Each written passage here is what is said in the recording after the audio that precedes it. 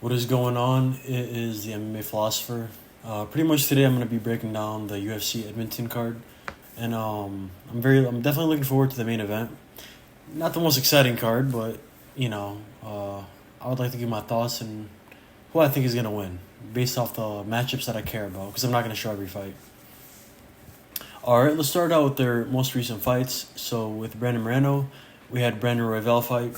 It was a very close fight. It could have went either way. I do think the right guy got the decision. Royval, I think, did less damage, but the volume and the pace he fought at was incredible. We threw like 400 strikes, which is insane. Very elevated place. Moreno, he did a very good job of landing his overhand and his leg kick in a combo. Like, he sequenced it together. However, he would shell up, and it was just a bad game plan. Against Pantoja, Moreno looked very good, but when he broke his hand and his defensive grappling just didn't look the best, that's when he started like losing the fight slowly. However, it was a very exciting fight. I don't think that Amir Albazi can put the same grappling that that Pantoja did. For example, Pantoja would constantly take his back. He did reverse him, but you can't get your back taken for more than a minute and end up like with the similar damage and think you're gonna win the round. I think Albazi doesn't have that same level of jiu-jitsu. I think he has a good wrestling base. He's very strong, very lean, built. But skill-wise, I think Pantoja wrestling and grappling is a little bit better than Albazi. He looked very good in these fights. They were both very competitive, but he just showed that he was a little bit above. With Albazi, this was completely a robbery. Like, I hate to say it. I love Albazi. I'm rooting for him, but there's no way he won round 4. If you were going to give him a robbery, maybe round 1, which should have been KKF's regardless. But giving him round 4 was insane. I don't understand. That's a loss. He looked great in this fight. Costa is no bum. I know he's like unranked, but it was a very good performance. I think they actually posted it recently on the ESPN YouTube or the UFC. I recommend watching it. You're going to see the type of striking that he has. Very heavy-handed.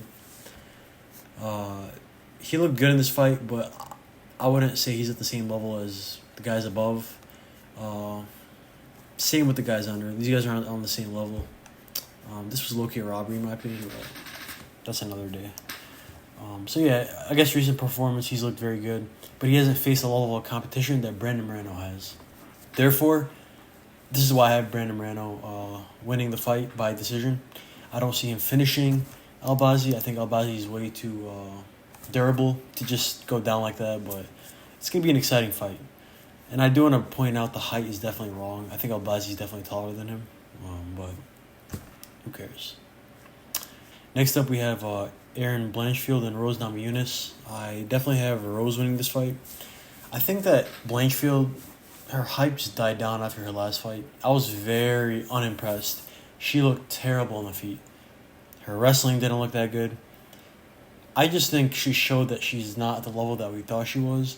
However, she's young. She can always improve. She can always work on her striking, on her takedowns.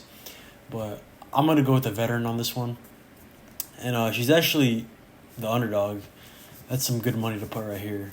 I don't see her being submitted, so definitely keep an eye on that. Don't care about this fight.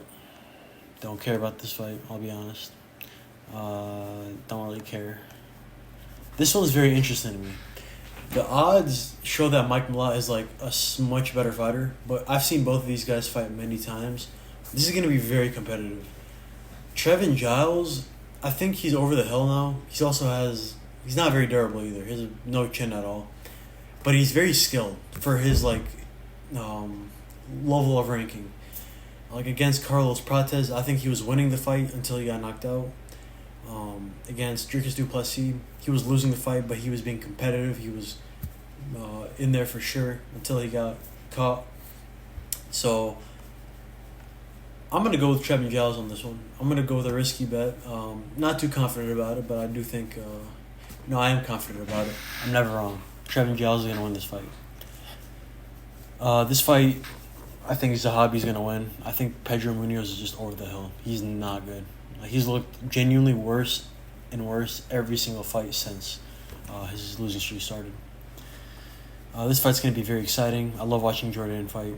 Unfortunately, he got a very tough matchup against Silva last time. But I think he'll bounce back and take a W. Very excited for this fight. The odds are very odd. I would expect it to be a lot closer than it says, but I do think Yusuf Zalal is the better fighter in this weight class. I think Jack Shore just looks like a fat bantamweight at this point. Some fat heavyweights. It's an okay matchup right here. And yeah, that will be my predictions for the UFC fight night tomorrow. Technically today when this comes out. And definitely leave a like because I'm never wrong. And if you want good predictions, there's nowhere else better. So yeah, peace out.